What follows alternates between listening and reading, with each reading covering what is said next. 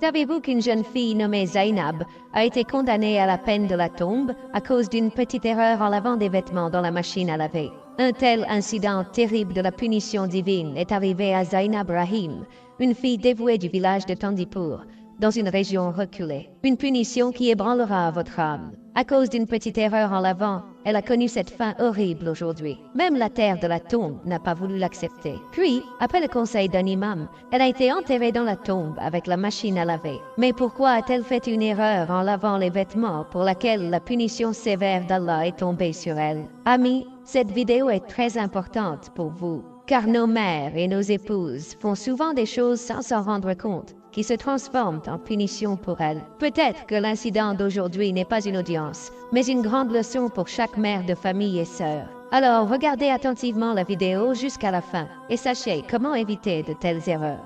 Salima était une femme travailleuse vivant dans une petite zone du village de Tandipur. Chaque étape de sa vie était une lutte. La raison de cette lutte était que son mari était mort d'une crise cardiaque alors que leur fille unique, Zainab, était très jeune. Leur famille se portait bien du vivant de son mari, mais après l'avoir perdu, la lutte était devenue plus difficile. Pour faire vivre la famille, la mère de Zainab avait commencé à faire le ménage dans d'autres maisons. Pour assurer un meilleur avenir à sa fille, elle l'avait inscrite dans une madrasa afin qu'elle puisse devenir une hafiza du Coran. La mère n'emmenait jamais Zainab avec elle au travail. Elle travaillait dur pour réaliser son désir et se concentrait sur les études de sa fille à la madrasa. Après un certain temps, Zainab termina son aphésie, mais sa mère n'avait pas le soutien financier pour lui permettre de poursuivre ses études. Selon les conseils de sa mère, Zainab continua donc ses études à la maison. Sa mère terminait son travail à la maison chaque matin avant d'aller travailler chez d'autres familles. Elle disait souvent à sa fille, « Ne pense qu'à tes études, ne te préoccupe pas du monde extérieur. » Un jour, la santé de sa mère se dégrada et les médecins lui conseillèrent de se reposer complètement. Cette situation plongea la mère et la fille dans une réflexion profonde. Zainab dit alors à sa mère, « Je vais aller travailler chez les autres à ta place. » Mais sa mère refusa immédiatement et déclara, « Je ne peux pas te laisser travailler pour d'autres. » Ces jours-ci, il y a une pénurie de bonnes personnes. Cependant, la situation familiale devenait de plus en plus difficile et malgré les objections de sa mère, Zainab insista. Finalement, sa mère lui donna la permission. Zainab commença alors à porter une burqa et trouva du travail dans quelques maisons. Au départ, elle se rendait dans un bungalow où elle effectuait tout le travail ménager. Peu de temps après, elle trouva d'autres emplois et s'occupa de 3 ou 4 maisons. En voyant Zainab travailler aussi dur, sa mère s'inquiétait beaucoup et lui disait « Pourquoi te mets-tu autant de pression ?» Mais Zainab répondait avec un sourire « Maman, je travaille seulement 2 heures dans chaque maison et je gagne bien ma vie. » Les mois passèrent et Zainab commença à aimer son travail. Elle montrait fièrement à sa mère l'argent qu'elle gagnait chaque mois, ce qui la rendait heureuse. Avec le temps, la mère de Zainab commença à accepter cette situation, d'autant plus que les propriétaires des maisons où travaillait Zainab la traitaient bien et l'appréciaient beaucoup. Un jour, sa mère décida de fiancer Zainab avec le fils de sa sœur. Zainab était très heureuse de cette décision. Avec l'argent qu'elle avait gagné, elle commença à acheter des bijoux et d'autres articles nécessaires pour son mariage. En un rien de temps, elle avait rassemblé tout ce dont elle avait besoin et la date du mariage fut fixée. Zainab posa une condition à son futur mari. Elle voulait emmener sa mère avec elle après le mariage. En entendant cela, son futur mari, Ammar, accepta sans hésitation. Il déclara « Ta mère est la bienvenue. Cela ne me dérange pas qu'elle vive avec nous. » Ammar était aussi son cousin et sa propre mère était décédée depuis longtemps. Il vivait seul et la présence de sa belle-mère ne posait aucun problème pour lui. Cependant, la mère de Zainab tenta de convaincre sa fille en disant « Ma place n'est pas chez tes beaux-parents. » Mais Zainab insista « Je ne me marierai que si tu viens avec moi. » Finalement, sa mère céda. Après leur mariage, Zainab et Ammar commencèrent leur nouvelle vie ensemble et la mère de Zainab va vivre avec eux. Au début, tout se passait bien. Ammar gagnait sa vie en conduisant un véhicule et il interdit formellement à Zainab de continuer à travailler dans les maisons des autres. « Je gagne suffisamment pour nous tous. Tu peux rester à la maison et t'occuper de notre foyer. » Mais Zainab insista. « Je ne ferai pas de ménage, mais je veux continuer à laver le linge dans une maison. Malkin, la propriétaire, est très bonne avec moi et elle apprécie mon travail. » Devant l'insistance de sa femme, Ammar finit par céder. Zainab continua donc à laver le linge dans une maison où elle était particulièrement appréciée pour la qualité de son travail.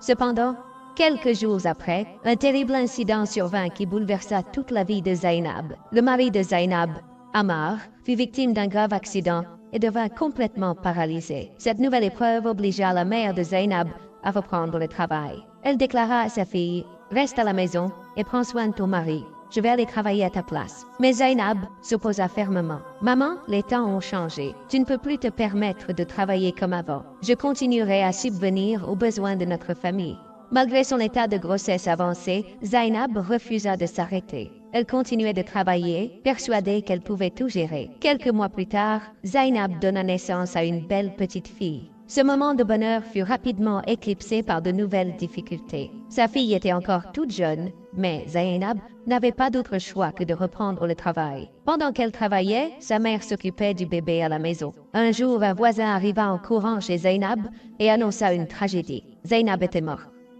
Cette nouvelle choqua tout le monde. La mère de Zainab perdit connaissance et Ammar, son mari, resta pétrifié. Lorsqu'elle reprit ses esprits, la mère de Zainab vit sa maison remplie de voisins venus partager leur chagrin. Elle demanda en larmes, « Où est le corps de ma fille? Pourquoi ne l'avez-vous pas amené ici ?» À cet instant, la propriétaire de la maison où travaillait Zainab entra. D'une voix tremblante, elle expliqua, « Zainab est morte à cause d'une électrocution alors qu'elle utilisait la machine à laver. Son corps est resté collé à la machine et nous n'avons pas pu le détacher. » Cette révélation choqua tout le monde.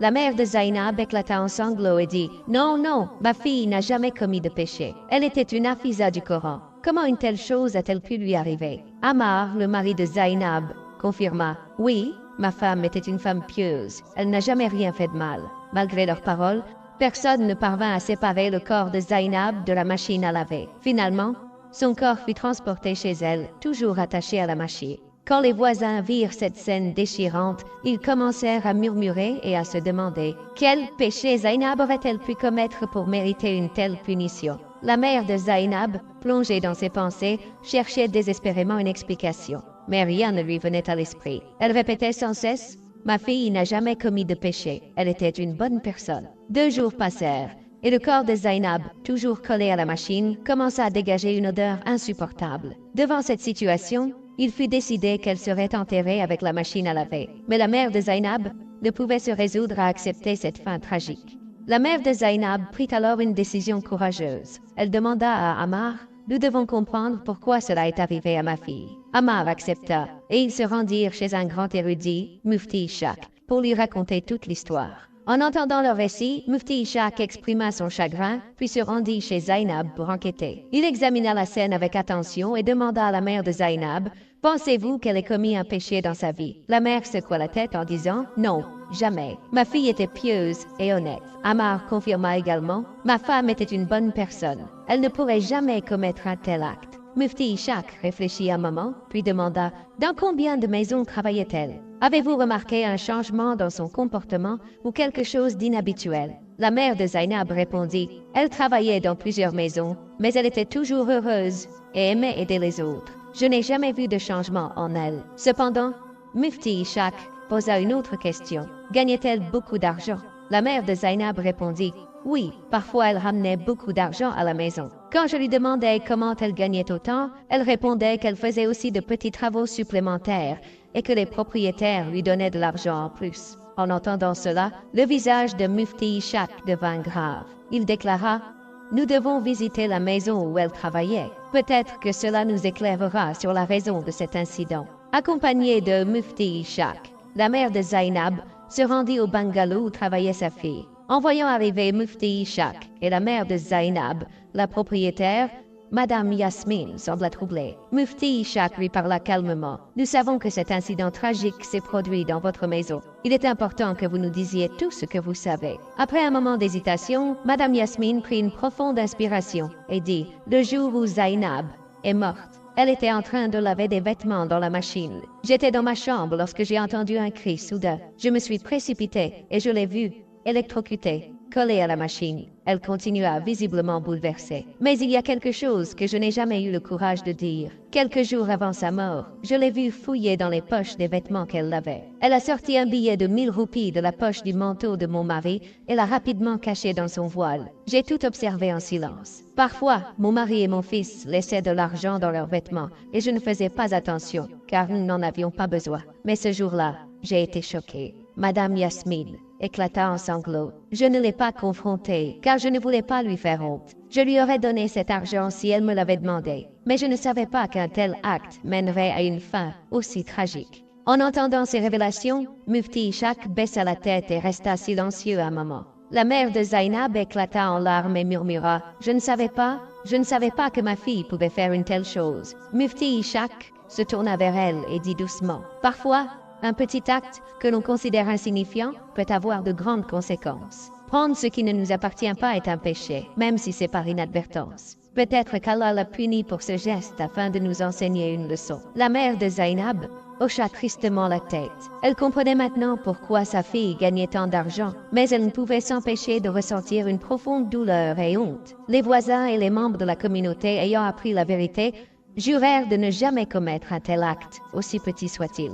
Le corps de Zainab, toujours attaché à la machine à laver, fut finalement enterré, laissant derrière lui une leçon gravée dans les cœurs de tous ceux qui avaient entendu son histoire. Mufti Ishaq conclut « Allah est miséricordieux, mais il est aussi juste. Apprenons de cette tragédie à mener nos vies dans la droiture et l'honnêteté. » Merci infiniment d'avoir regardé jusqu'à la fin. Si cette histoire vous a touché et que vous aimez les récits qui mêlent des leçons de vie et des intrigues captivantes, n'hésitez pas à laisser un j'aime et à vous abonner pour ne pas manquer les prochaines vidéos. Votre avis compte vraiment pour moi. Partagez vos pensées dans les commentaires. Je suis curieux de savoir ce que vous avez retenu de cette histoire. Si cette vidéo vous a inspiré, faites-en profiter vos amis en la partageant et activez la cloche pour être informé dès que je publie de nouvelles histoires. Et enfin, dites-moi d'où vous regardez. Merci encore pour votre soutien incroyable. Et jusqu'à ce que nous nous retrouvions, restez bénis et nous nous verrons dans une prochaine aventure.